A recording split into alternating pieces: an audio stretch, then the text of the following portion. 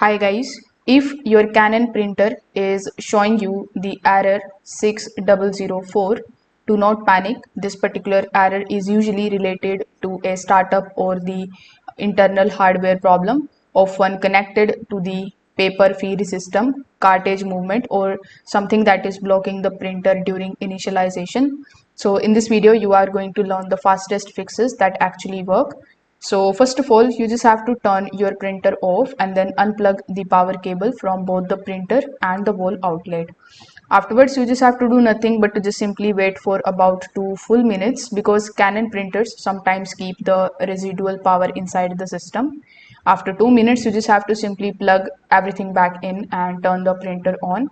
After doing so, if the error appeared after a power cut or sudden shutdown, this alone is going to fix the issue. Afterwards, if the issue still persists in your case, you can just simply open the front and the rear paper cases access area carefully. Now here even a tiny torn paper piece, sticker or dust buildup near the rollers can trigger the error 6004 during the startup. So you can just simply use a flashlight and check the deep inside the paper path instead of only looking near the tray entrance. Afterwards, you just have to simply open the printer cover and watch whether the cartridge moves normally.